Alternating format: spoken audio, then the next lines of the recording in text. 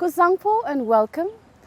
I'm honored to be joined today by Ceciles Fruman, the Acting Country Director of the World Bank to Bhutan, and notably the first one to be based in the country. Now, during her time, the World Bank's support to Bhutan has grown significantly with major projects launched in education, infrastructure, climate resilience, and digital transformation. Now, with that, Cecile, it's a great pleasure to have you with us today, and welcome. Now, as your time in Bhutan comes to a close, we were thinking, why not come outside and have this conversation outdoors? Because we do not want office setting, because this is such a beauty, and before you leave, we wanted to give you a little more of Bhutan to experience again. So how are you feeling? A little more fresh air. So I'm feeling sad, I must say, because I'm leaving on Monday. It's been a tremendous 8 months. It was very short and very intense. And I have had so much professional and personal satisfaction. We've grown our program, we've grown the size of our office, we delivered a new country strategy, a much bigger program than ever before.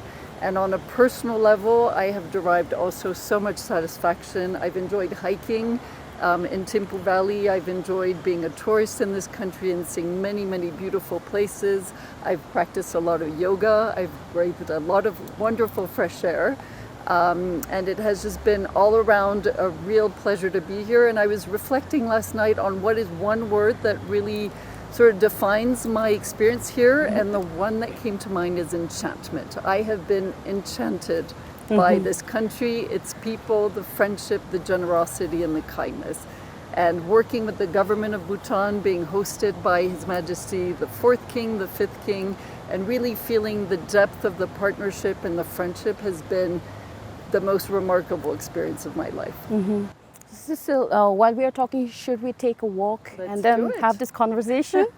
All right, so you have been in the country for the last 8 months. Now, for somebody in another country, if he or she is trying to visit the country and who has never been in Bhutan, what would you tell them about Bhutan? So first of all, I would say come, and come quickly, because this is an incredibly unique country. It's a country that marries tradition with modernity. It's a country that marries natural beauty with cultural beauty, spiritual depth, and also, I've learned more about things like cryptocurrency here than anywhere else in the world. So it's that super interesting blend. I would say also it's a country that has had a remarkable development trajectory. It's pretty much eliminated poverty, at least by our standards, extreme poverty. It has provided access to clean water, to electricity, to almost all citizens of Bhutan. It has really improved its education and health outcomes. And it is governed by this gross national happiness, which for many of us remains a bit of a mystery, but something that has really, I think, rounded the development trajectory of this new democracy, this new constitutional democratic monarchy. Then I would also say it's not without challenges. There are a lot of things that are vexing here. One issue in particular that I know is high in many people's mind has been this phenomenon of out-migration. A lot of people leaving, young people in particular, skilled people leaving the country, and that's a classic definition of a brain drain. And that is really, it is an existential threat, as many have characterized it, combined with lower fertility rates. It's a small country to start with, so how do you retain the people? How do you continue to grow your economy? How do you continue to grow interesting, more and better jobs for the youth so that they want to stay? And then this is a country also that got hit like many other countries, but really hit by COVID. But what has been remarkable has been the growth, the very quick resurgence of the economy and the vibrancy of the economy post-COVID. So, and then now professionally talking, what has your experience been like here working in Bhutan? I have, as I said, really loved being here. I think one thing that is different in Bhutan than many other countries is the extreme partnership that we have with the royal government of Bhutan. We always say that we work in partnership, but here I have felt it. It doesn't mean that we agree on everything, but when we disagree, we do it very cordially, we find solutions together, and I have appreciated that partnership tremendously. We have access to senior levels of government, and it has really facilitated that relationship. From the time you took office in Bhutan, what have you observed, like, economically, socially, and even institutionally? So a few things. One that has changed a lot is our relationship with the government and with the people of Bhutan. I think we've really deepened the partnership. And when I say we, it's not just we World Bank, it's we World Bank Group. So we have sister organizations. We have the International Finance Corporation that works with the private sector, and our MIGA, multilateral international guarantee agency, that also works a lot with the private sector. And so we've come in now, as we like to say, as one World Bank Group. That has changed. I think economically, as I said, we've seen a real rapid growth. Bhutan is actually, by our projections, going to be the fastest growing economy of South Asia this year and next. That's really quite a remarkable achievement. We've seen a bit of a drop in the out-migration, so less numbers of people leaving, and that I think is very reassuring also. So you just spoke about how the growth is remarkable in the country. Now, what has contributed to such a growth, like, investments from the World Bank? It's huge this year. Yes. I've been covering all the events from the World Bank, so the investment is so huge. And I want to know what makes World Bank think that Bhutan is potential to these developments. Yes, we've had, as you said, a very busy year. We have a new country partnership framework. We've launched a number of very, very important reports. Something that we call our Country Climate and Development Report that really looks at the link between climate change and development. We've launched a report on migration, and we've looked again at poverty and equity. And based on all of that, we have an assessment that the future of Bhutan is bright. What we admire in particular is the vision and the ambition of this government as laid out in the 13th five-year plan. And that has allowed us to align our strategy to that. And really what we're trying to do is we're trying to be a good partner and to match the level of ambition of this government. And in doing so, we are bringing more resources. So this is a country where in our previous five-year strategy, we lent a total of $170 million. This year alone, we have more than doubled that. We've lent $420 million. Wow. So you'll say lending volume is not a good indicator of the partnership, and I would agree it's not the only indicator. And I want to really emphasize that when we say lending, actually most of our assistance is grants, and part of it is very, very concessional lending. And I emphasize this because the last thing we would want is to be pushing Bhutan into debt. That's not the idea. The idea is to really pick projects that are transformational, that are going to have a significant impact in terms of development outcomes, and then to bring the most concessional lending to that. But really, to answer your question, what we're doing is we're matching this government's level of ambition, and bringing a combination of finance, of knowledge, and global experience also to bear. So now, Cecile, can you talk about a few major projects that is currently undergoing in Bhutan, supported by the World Bank? So one that I'm very proud of, because I think it will be incredibly transformational, is the Access Project. So this is accelerating transport and trade facilitation in Eastern South Asia. So Bhutan is part of a larger program that also involves Bangladesh, Nepal, and India. So this is about improving trade facilitation and trade generally throughout this sub-region. In Bhutan in particular, we're doing three things. First of all, we're helping to finance the road between 𝗪𝗪 and 𝗪ģetan. It's not a very long road, but it's a road that will really be the anchor investment for GMC and will allow GMC to improve connectivity. Right now it takes about an hour and a half to get to 𝗪ģetan. It will take 20 minutes, and it will cross 5 rivers over very, very robust bridges and climate resilient bridges. We're also doing all of the patient work in terms of improving trade so that more goods can flow, both import and export, through automation. So we're helping to introduce the national single window, but a lot of other measures that will make trade easier and more effective. And that's very important for Bhutan because about 80% of all of its trade is with India, and the economy relies very much on trade. And then the third thing we're doing, which I think is particularly important, is we're helping to improve digital connectivity. This is a country that has made great strides in digital connectivity, but the robustness and of the speed of broadband is still below international standards, and the cost is still too high. So what we're trying to do is to bring down the cost, make digital access easier and faster for everyone, and also to help create a better ecosystem, better governance, so that everyone knows that their data is secure and that the systems are really going to support growth for the private sector, but also privacy and good governance for citizens. And all these are happening during your tenure. We have a fabulous team. We've really brought some of our best experts to Bhutan because Bhutan deserves the best that the World Bank can offer.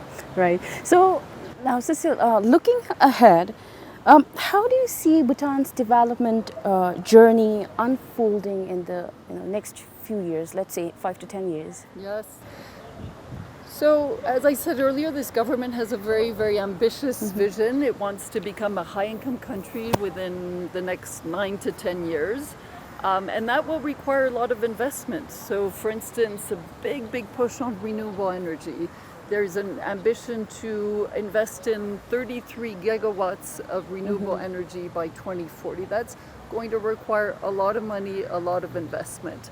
Currently, the hydro power potential is huge, but only about 10% of that has been deployed. So investing in infrastructure is going to be absolutely critical, and in our new partnership framework, that's a really important piece of what we're doing. So I mentioned access, where we're financing a road. We're currently working with the government and the Drew Green Power Company to develop a new hydropower plant in the east. The other two pillars of our strategy are improving, or rather unleashing, the potential for private investment. What we know in Bhutan is 95% of the firms are really micro firms. They employ less than 5 people. We know also that the state-owned enterprises still weigh very heavily in the economy. FDI, less than 1% of GDP. So there's so much that needs to be done to bring more private investment domestically and foreign. And why does that matter? Because it's not the government that creates good and more jobs for the youth and for the skilled people of Bhutan. It's actually the private sector. So that's why private sector matters so much. And then, of course, one thing that I haven't mentioned yet is that Bhutan is very vulnerable to climate change.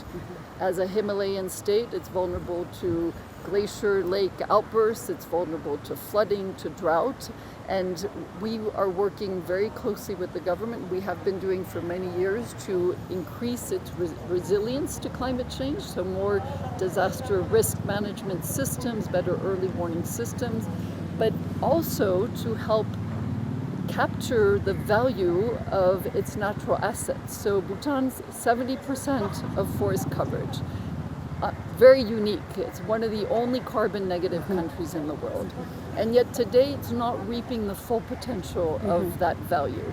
For instance, forests are not used very much for timber. So we're going to be working on helping to bring in more sustainable forestry practices. So more value addition, but also better protection of the forest and less forest fires. Huge potential to do more in climate resistance agriculture, create more green jobs. We've talked about hydro. That's a huge sector, a really growing sector for Bhutan that could be creating many more high-value jobs in engineering and in research and development and other segments. And then last but not least, and really important, is that all of this beautiful nature actually has value and can be monetized in carbon markets through more climate finance. And that's going to be very important for the future of Bhutan. And we're working also to help create that carbon market. It's not easy, but I think if there's one country that can do it, it is Bhutan. So Cecile, on that note, recently World Bank made the statement. It applauded Bhutan's green commitment, but it urged Bhutan to have the economic diversification. Is that what you're trying to tell right now? Yes, because of climate risk, there is a concern that today Bhutan is investing too much in 3 sectors that are very vulnerable to climate change. Hydropower, we just spoke about, depends very much on the flow of the rivers. Tourism, also very much, it needs to be greened, it needs to be a high value sector, and it is dependent on climate change. And then the third is agriculture, which we know is very dependent on rains, flooding, droughts, etc. So our recommendation in this report is these 3 sectors remain very important for the economy, and there is value in trying to diversify the economy into new segments that will be less dependent on the risk associated with climate change. So for instance, digital sectors, creative industries, different segments maybe in agriculture. Sometimes with climate change you can grow new products, so it's not all a negative. There also are some potential benefits, but it does require thinking through what those new segments are. How do you climate proof your economy? How do you create more green jobs, more high value added jobs? So those are some of the recommendations coming out of that report indeed. Right. Other than the access that you spoke about earlier, which you are really proud of, are there any other specific projects that you feel particularly proud of? Yeah.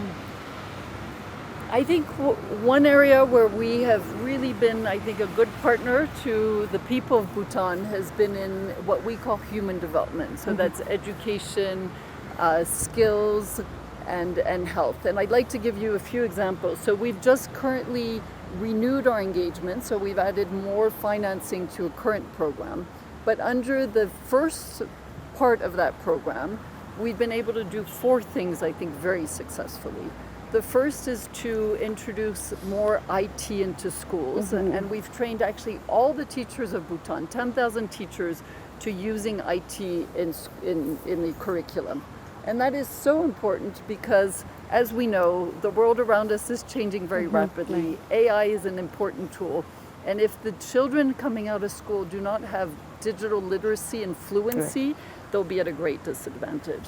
The second thing that we've done, I think quite successfully also, is to help introduce early childhood centers around the country and to improve the quality and the training of the facilitators. And that's so important for working mothers. So we want more women in the labor force, and we don't want women dropping out because they have nowhere to school their young children. And we also have a lot of evidence that by starting to educate children very young, their educational benefits will show up later in life. The third area is around skills and matching youth with jobs. And that we know is a real problem here. So about 20% of the youth are unemployed. That's too high. And those are the ones then who are tempted to leave the country. So we've helped with employment centers, with skilling programs, and helping to match youth to jobs that are appropriate for them. And then the fourth area has really been something incredibly innovative here, has been the introduction of the first cash transfer program. So this is a program for pregnant women and young mothers with children below the age of 2. And this gives them a monthly stipend to take care of their health and take care of their children. And we launched just a few, we in partnership with the government launched this program just a few months ago, and we already have 7,000 women registered for that program.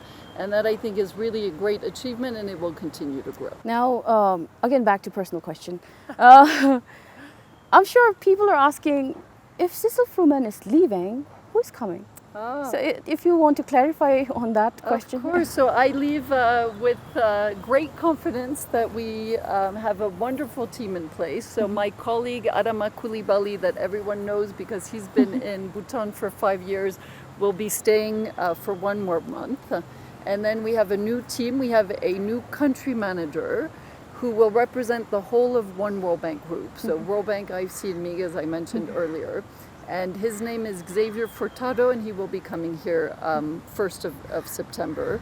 And we also have some changes in our senior leadership, our country director, our regional vice president, who will be based here in the region, Bangladesh and India, just in the neighborhood. So we're crowding all of our best people closer to Bhutan to continue to support this program that for us has really grown in importance and visibility, and we want to continue to bring the very best that the World Bank Group has to offer. Right. Now, as you prepare to leave and hand over some of your responsibilities, what message would you like to give to the Bhutanese people and your counterparts? The world is uncertain.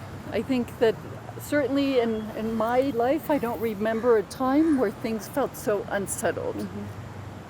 And I also feel that if there's one place that remains grounded, it is here in Bhutan. So although there's a lot of uncertainty around us, I am very confident and I'm very optimistic for the future trajectory of Bhutan. I think that His Majesty has a remarkable vision.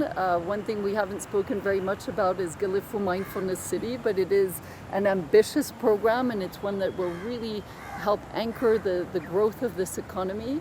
The government is very committed, and I think overall the assets, the Bhutanese people are well educated, they are full of energy, are full of drive. So I leave with a real sense of hope and optimism that despite a very unsettled world, Bhutan can not only remain centered on its core values and its vision, but I think can be a great example to the world. I've learned so much in my short time here, and I think that many people are coming to Bhutan or reading about Bhutan, learning about growth and national happiness, learning about this interesting marriage of tradition and modernity, and there's so much that Bhutan can bring to the world. Also, carbon negativity, how do you really use these assets for productive use? So yeah, very hopeful and continuing to learn from Bhutan, and I remain a friend, and anything that I can do to help tell the story of Bhutan, but also bring our most excellent people here, I will do. Okay, Cecile. I can see that Bhutan holds a special place in your heart. Now, finally, one last question. Will you be back to Bhutan? I will be back to Bhutan. My family came to visit. They absolutely loved it. So I think we all have fallen in love with Bhutan. And if it's not professionally, certainly personally, I will come back. I have enjoyed, as I said, the natural beauty. I've also really felt a deep connection to the spiritual fabric of this country. So yes, I will be back. Oh, right. So Cecile, thank you for your time, your leadership, and your deep commitment towards Bhutan. You know, the seeds of progress that you have planted here will continue to grow, and your impact will be felt long before, after you leave. So I hope this is not a goodbye, and see you again. So from all of us here, we would like to thank you and wish you a very best in your journey ahead. Thank you. And as you say, see you again soon. 𝗙𝗏𝗃. Right.